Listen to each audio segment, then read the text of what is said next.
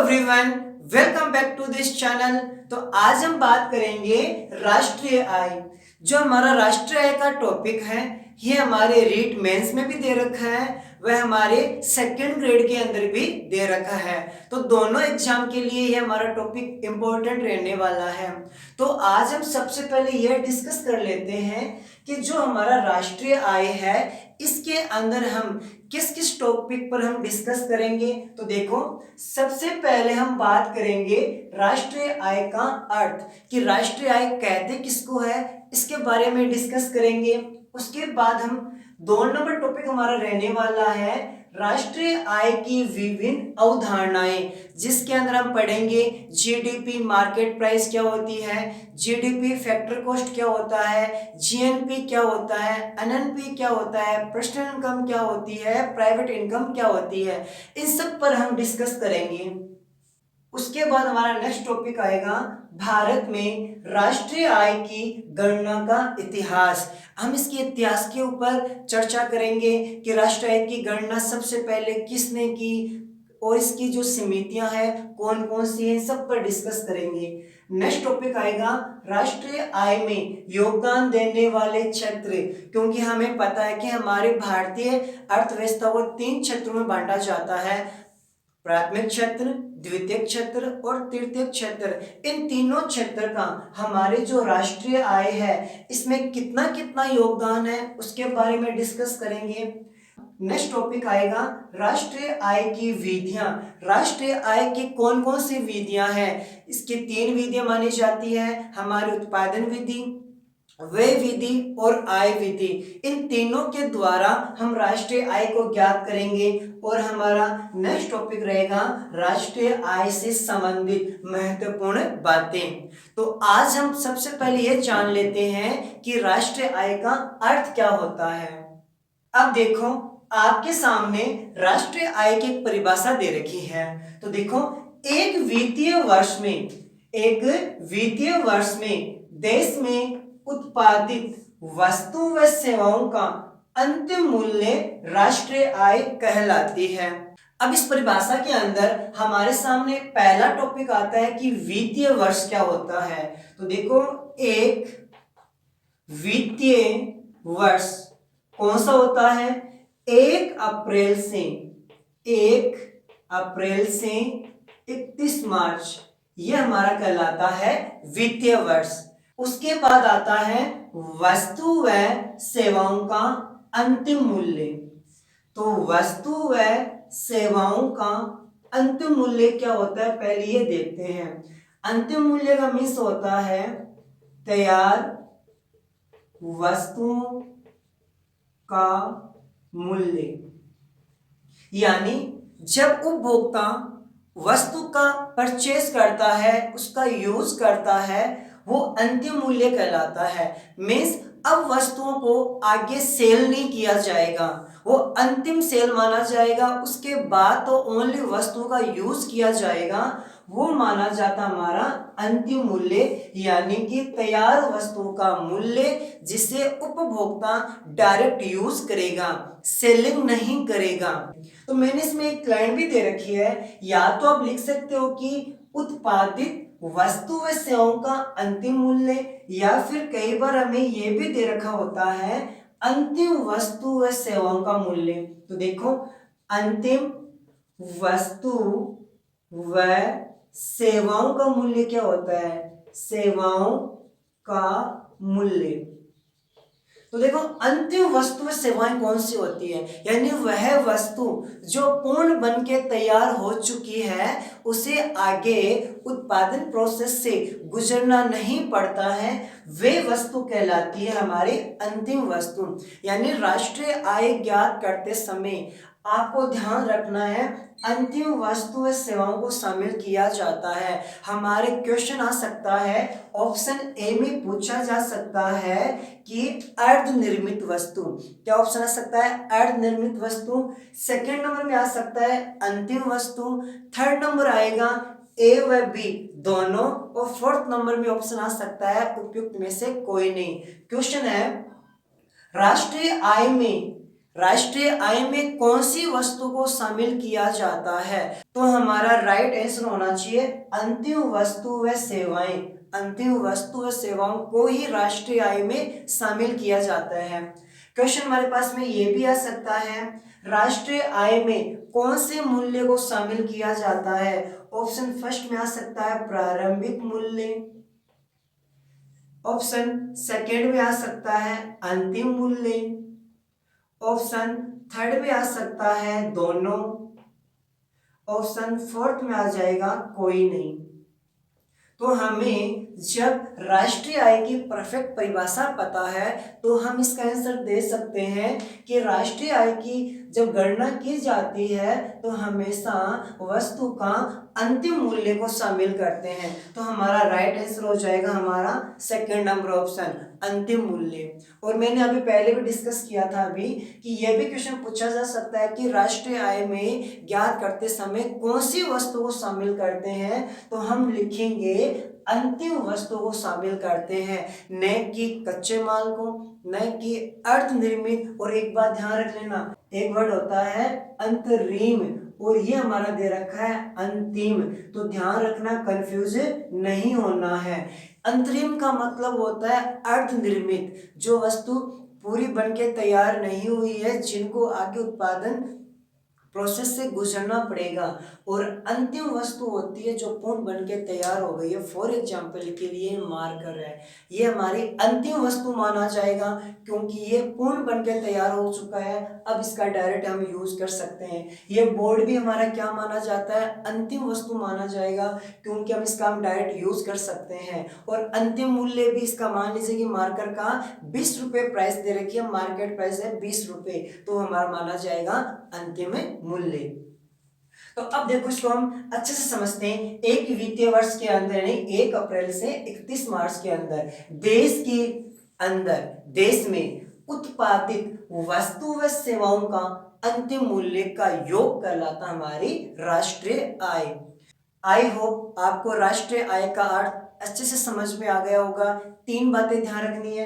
वित्तीय वर्ष पूछा जा सकता है, राष्ट्रीय आय के अंदर कौन सी वस्तु लेते हैं, राष्ट्रीय आय में कौन से मूल्य को लिया जाता है, ये 3 क्वेश्चन ज्यादा इंपॉर्टेंट बन जाते हैं। तो राष्ट्रीय आय का अर्थ के बाद में अब हम डिस्कस करते हैं राष्ट्रीय आय की अवधारणा पे।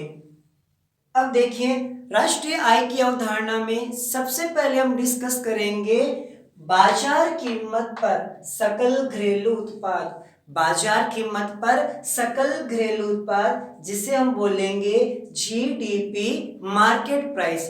तो देखो जीडीपी मार्केट प्राइस, इसके पहले हम एक बार परिभाषा पढ़ लेते हैं, उसके बाद इस पर हम अच्छे से डिस्कस करेंगे। एक वित्तीय वर्ष, एक तो हमें इस बात का ध्यान रखना है, देश की भौगोलिक सीमा, इस पे अच्छे से ध्यान रखना है, अंतिम वस्तु व सेवाओं का बाजार मूल्य, ये 3 बातों को हम पहले अच्छे से समझेंगे। एक वित्तीय वर्ष अभी हमने अच्छे से डिस्कस किया था। वित्तीय वर्ष का मीन्स क्या होता है? 1 अप्रैल से 31 मार्च, 1 अप्रैल से 31 मार्च का समय हमारा कहलाता है एक वित्तीय वर्ष। यानी 1 अप्रैल से 31 मार्च ये हमारा एक वर्ष कहलाता है। इसके अंदर की बात की जा रही है देश की भौगोलिक सीमा, देश की भौगोलिक सीमा। तो देखो देश की भौगोलिक सीमा का मीन्स है घरेलू क्षेत्र, घरेलू सीमा। तो इसमें जब जीडीपी ज्ञात करते हैं तो ये हमेशा ध्यान रखा जाता है, मान लीजिए कि ये हमारा भारत देश है, इस भारत देश के अंदर जितना उत्पादन होता है उसको शामिल किया जाएगा। चाहे भारत का व्यक्ति है, चाहे अमेरिका का व्यक्ति है, चाहे फ्रांस का व्यक्ति है, इससे हमें कोई मतलब नहीं है। जब राष्ट्रीय आय ज्ञात करते थे तो उसमें हमेशा देश की नागरिकता के आधार पर लिया जाता है। चाहे भारत का व्यक्ति अमेरिका हो तो उसकी इनकम भारत में जोड़ी जाएगी, भारत के अंदर विदेश का व्यक्ति है तो उसका इनकम भारत में नहीं बल्कि जिस देश का व्यक्ति है उस देश में जोड़ा जाता है, तो हमारे कहलाती है राष्ट्रीय आय। बट अभी हम बात करते हैं जीडीपी पे।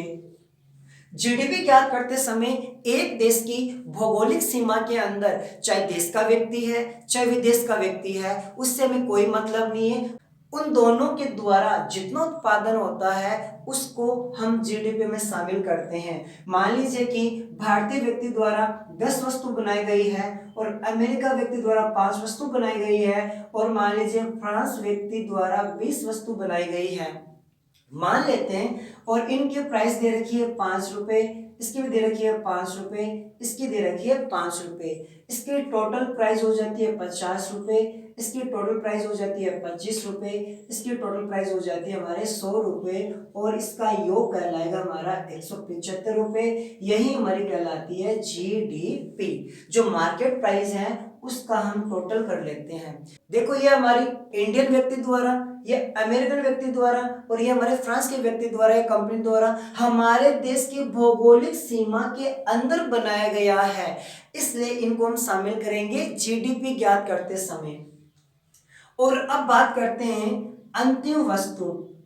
अंतिम वस्तु, तो अंतिम वस्तु को मिस हो जाता है तैयार वस्तु का मूल्य। तो हम हमेशा जीडीपी ज्ञात करते समय अंतिम वस्तु को ही शामिल करते हैं। अब देखो अंतिम वस्तु का मीन्स क्या होता है। मान लीजिए कि एक गेहूं है, गेहूं की प्राइस दे रखी है 1 kg की 20 रुपए। गेहूं से हमने क्या बना लिया, आटा बना लिया है, उसकी प्राइस हो जाती है 30 रुपए। आटे से हमने क्या बना लिया है, ब्रेड बना लिया है, उसकी प्राइस हो जाती है मान लीजिए 50 रुपए। ठीक है। अब देखो आप कहोगे गेहूं भी एक वस्तु है, 20 रुपए इसको शामिल करेंगे, आटा भी एक वस्तु है, इसका 30 रुपए शामिल करेंगे, ब्रेड भी एक वस्तु है, इसको 50 रुपए शामिल करेंगे, तो तीनों का टोटल हो जाता है 100 रुपए। यह हमारे जो राष्ट्रीय आय है वो हमारी गलत मानी जाती है। क्यों मानी जाती है? इसके अंदर क्या हुआ कि दोहरी गणना हो चुकी है। क्वेश्चन ये भी पूछा जाता है, ध्यान रखना इस बात का, कि राष्ट्रीय आय की गणना करते समय दोहरी गणना से बचने के लिए कौन से मूल्य का यूज करते हैं? अंतिम मूल्य का यूज करते हैं, या फिर अंतिम वस्तु को शामिल किया जाता है। दोहरी गणना कैसी हुई है? गेहूं है, गेहूं से हमने आटा बनाया है, ये अभी तक हमारी क्या है, कच्चे वस्तु के समान है, कच्चे माल के समान है। जबकि मैंने यहाँ पे लिखवाया है अंतिम वस्तु। अंतिम वस्तु कौन सी होती है? तैयार वस्तु, जिसको आगे उत्पादन प्रोसेस से गुजरना नहीं पड़ता है। तो यहाँ पे क्या दे रखा है, गेहूं भी हमारे कच्ची वस्तु के समान है, गेहूं से आटा बना लिया, आटा भी क्या अभी तक कच्चे माल के समान है, पूर्ण वस्तु नहीं है। अब आटे से हमने बना लिया ब्रेड, ब्रेड को हम डायरेक्ट यूज कर सकते हैं, अब इसको उत्पादन प्रोसेस से गुजरना नहीं पड़ता है। तो राष्ट्रीय आय या जीडीपी ज्ञात करते समय ओनली फॉर ब्रेड के मूल्य को शामिल करेंगे, तो हमारी जीडीपी कितनी आएगी? 50 रुपए, नहीं कि 100 रुपए। जो 100 रुपए आए हैं वो हमारी क्या हो गई है, दोहरी गणना हो गई है, डबल मूल्य ऐड हो गया है। इसीलिए डबल मूल्य ऐड ना हो इसलिए हम तैयार वस्तु के मूल्य को शामिल करते हैं। तो ध्यान रखना, क्वेश्चन पूछा जा सकता है क्या, कि दोहरी गणना से बचने के लिए कौन सी वस्तु शामिल करते हैं? अंतिम वस्तु। दोहरी गणना से बचने के लिए कौन से मूल्य को शामिल करते हैं? अंतिम मूल्य को शामिल करते हैं। तो जीडीपी क्या होती है मार्केट प्राइस पर? एक वित्तीय वर्ष में यानी 1 अप्रैल से 31 मार्च के मध्य देश की भौगोलिक सीमा के अंदर चाहे देश का व्यक्ति हो चाहे विदेश का व्यक्ति हो, कोई मैटर नहीं रखता है, उनके द्वारा जितने भी वस्तु बनाई जाती है, कौन सी वस्तु? अंतिम वस्तु जितनी बनाई जाती है, उनकी जो मार्केट प्राइस है उनका योग कहलाता है बाजार कीमत पर सकल घरेलू उत्पाद, जिसे हम बोलते हैं जीडीपी मार्केट प्राइस। मान लीजिए इस वस्तु को बनाया 8 रुपए लगे हैं, जबकि मार्केट में ये जब बेचते हैं, विक्रय है, इसका मूल्य होता है 10 रुपए। तो हम 8 रुपए को शामिल करेंगे या फिर 10 रुपए को? 10 रुपए को, क्योंकि हमने लिखा है बाजार कीमत पर। वस्तु बनी है, कितने में बनी है, क्या कॉस्ट आई है, कोई मैटर नहीं है। मार्केट के अंदर इसकी वैल्यू कितनी है, इसकी प्राइस कितनी है, उसका टोटल किया जाता है। मार्केट में 5 रुपए, इस वस्तु को 5 रुपए, इस वस्तु को 5 रुपए है, तो इसको हम कह सकते हैं कि इसका फॉर्मूला क्या लगता है? क्वांटिटी इनटू क्या आ जाएगा हमारे पास प्राइस, क्वांटिटी मल्टीप्लाई क्या आ जाएगा प्राइस, तो हमारे पास आ जाएगा जीडीपी मार्केट प्राइस।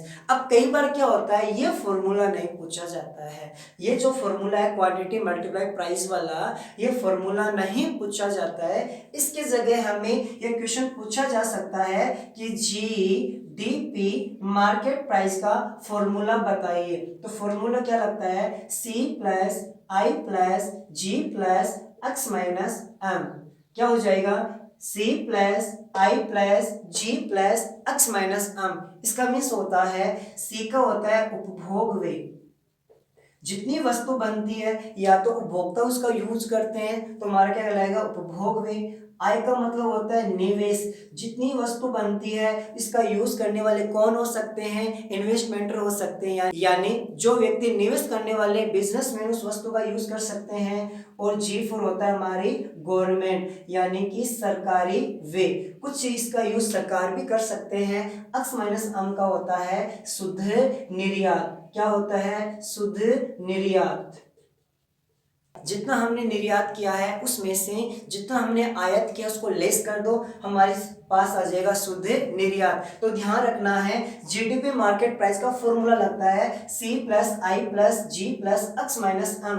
तो एक्स का एक्सपोर्ट हो जाता है, एम का इंपोर्ट हो जाता है। आप कहोगे सर एक्स का तो ई फोर होता है एक्सपोर्ट और इंपोर्ट का होता है आईएम होता है। तो ध्यान रखना है आई फोर हमने जब इन्वेस्टमेंट ले लेते हैं तो यहाँ पर हमारा सही नहीं होगा। तो हमारा रूल ये है कि इसका जो पहला है उसको हम क्या करते हैं डिलीट, इसका भी पहला डिलीट कर देते हैं तो हमारे पास बचता है X minus M. I hope आपको जीडीपी मार्केट प्राइस ज्ञात करना आ गया होगा। अब हम बात करते हैं इसके सेकंड अवधारणा पे।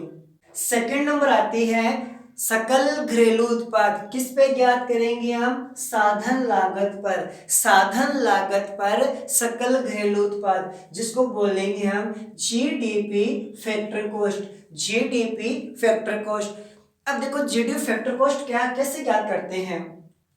अब देखो जीडीपी फैक्टर कॉस्ट कैसे ज्ञात करते हैं, जो हमारा जीडीपी मार्केट प्राइस है ना, जीडीपी मार्केट प्राइस, उसमें से हम क्या करेंगे अप्रत्यक्ष कर को घटा देंगे। अप्रत्यक्ष कर को घटा देंगे, वह सरकार द्वारा जो छूट दी जाती है जिसे हम बोलते हैं अनुदान, इनको हम जोड़ देते हैं। ऐसा क्यों करते हैं, क्योंकि जब मार्केट में वस्तु आती है, जब मार्केट में वस्तु आती है उसकी जो मार्केट प्राइस होती है उसके अंदर विभिन्न प्रकार के टैक्स जुड़ जाते हैं, उसके अंदर विभिन्न प्रकार के टैक्स जुड़ जाते हैं। जबकि हमें इस बार जीडीपी ज्ञात करना है साधन लागत पर। जब वस्तु बनी है उस समय उसकी कॉस्ट कितनी आई है उसके आधार पर हम जीडीपी ज्ञात करना चाहते हैं। तो हमें क्या करेंगे, जो हमारी जीडीपी आई है मार्केट प्राइस पर, तो अभी हमें ज्ञात करना है जीडीपी फैक्टर कॉस्ट। तो जीडीपी फैक्टर कॉस्ट हम क्या करेंगे, जो जीडीपी मार्केट प्राइस आई है उसमें से हम क्या करेंगे, जो हमारे अप्रत्यक्ष कर होते हैं यानी कि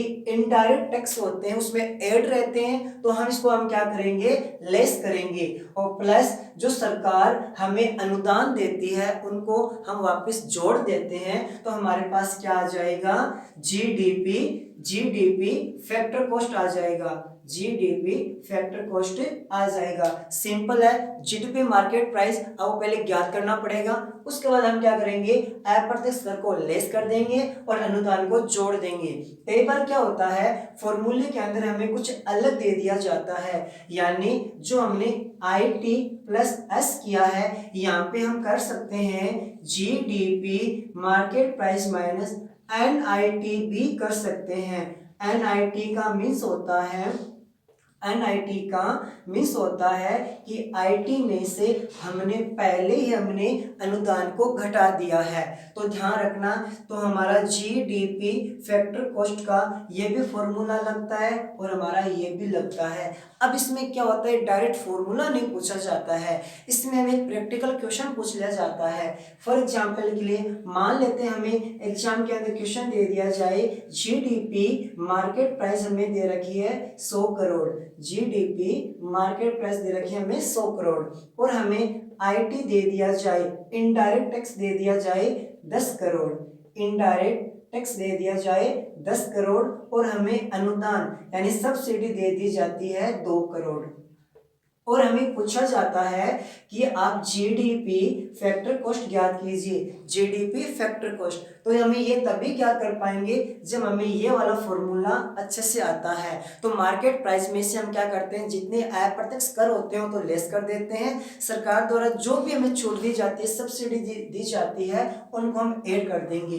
तो हम क्या लिखेंगे, जीडीपी मार्केट प्राइस में से आईटी घटा देते हैं और अनुदान को जोड़ देते हैं। तो हमें जीडीपी मार्केट प्राइस दे रखी है 100 और आईटी दे रखा है 10 और अनुदान यानी सब्सिडी दे रखी है 2 करोड़। तो हम क्या करेंगे, 100 में से कितना लेस करेंगे 8, तो हमारे पास आ जाएगा 92 करोड़। कितना आ जाएगा 92 करोड़ हमारे पास क्या आ जाएगा, जीडीपी फैक्टर कॉस्ट आ जाएगा। तो ध्यान रखना है, जीडीपी फैक्टर कॉस्ट के लिए हम क्या करेंगे, मार्केट प्राइस में से आईटी घटा देंगे और अनुदान को जोड़ देंगे। तो हमारा हो गया है जीडीपी मार्केट प्राइस हो गया है, जीडीपी फैक्टर कॉस्ट हो गया है। अब हम ज्ञात करेंगे शुद्ध घरेलू उत्पाद। जैसे हमने सकल घरेलू उत्पाद को market price factor cost per ज्ञात किया है, वैसे अब ज्ञात करेंगे शुद्ध घरेलू उत्पाद को बाजार कीमत पर और साधन लागत पे।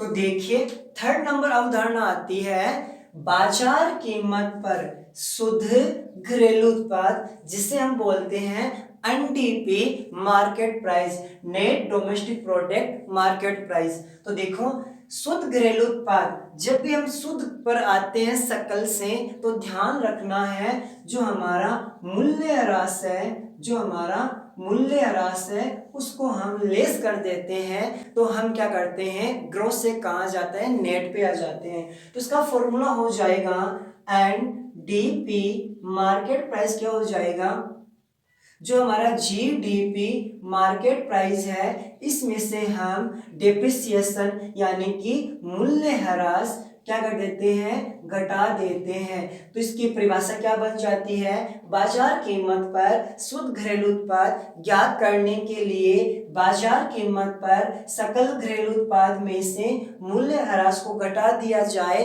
तो हमारे पास क्या आ जाता है, एनडीपी मार्केट प्राइस आ जाता है। इसको हम देखो, इसको हम एक प्रैक्टिकल क्वेश्चन के रूप में देखते हैं। मान लीजिए हमें एग्जाम में दे दिया जाए जीडीपी मार्केट प्राइस दे रखी है, मान लीजिए कि 200 करोड़ हमें दे रखी है और हमें डेप्रिसिएशन मूल्य ह्रास दे रखा है 10 करोड़ दे रखा है और हमें पूछ लिया जाता है एनडीपी मार्केट प्राइस ज्ञात कीजिए, एनडीपी मार्केट प्राइस। तो ध्यान रखना जब भी हम ग्रोस से नेट पे आते हैं, ग्रोस से नेट पे आते हैं तो हमेशा डेप्रिसिएशन को हम क्या करते हैं, लेस करते हैं। तो हमारा क्वेश्चन क्या हो जाएगा, जीडीपी मार्केट प्राइस माइनस क्या हो जाएगा, डेप्रिसिएशन। कितना दे रखा है 200 करोड़ में से हम 10 करोड़ लेस कर देंगे, हमारे पास आ जाएगा 190 आ जाएगा। तो ये हमारा हो जाता है NDP market price. NDP market price एकदम सिंपल सा है, जीडीपी मार्केट प्राइस में से आपको ओनली फॉर मूल्य ह्रास को लेस करना है।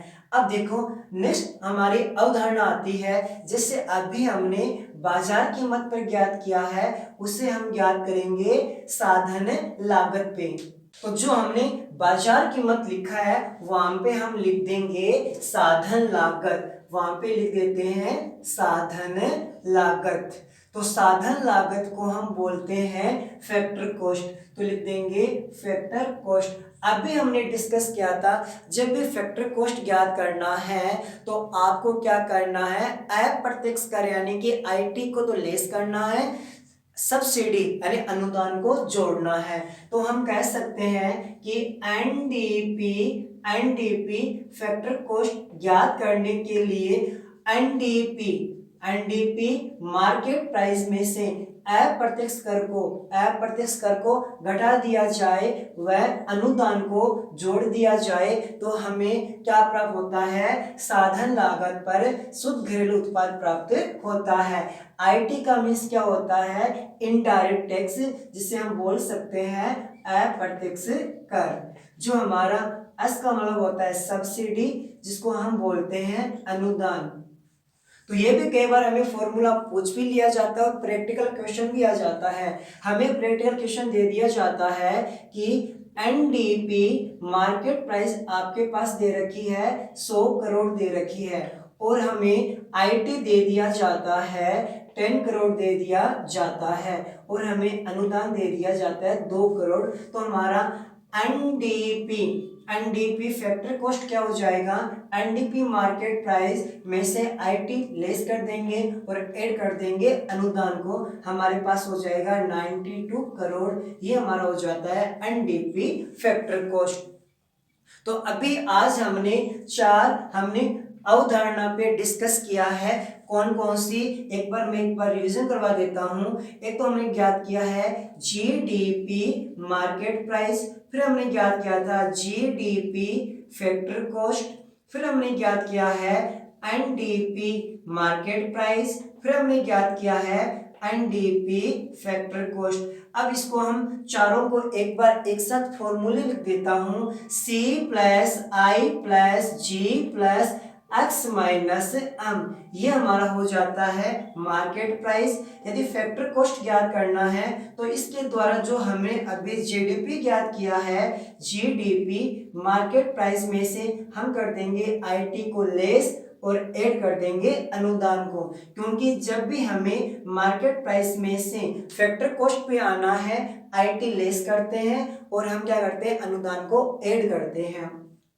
अब हमें जब ग्रोस से नेट पे आना है तो हमें क्या करना है, एनडीपी मार्केट प्राइस, जो हमारा जीडीपी मार्केट प्राइस है, इसमें से मूल्यह्रास को लेस कर देते हैं। यानी जब भी ग्रोस से हमें जब नेट पे आते हैं, ग्रोस से जब हम नेट पे आते हैं तो हमेशा मूल्यह्रास यानी डेप्रिसिएशन को हम लेस करते हैं।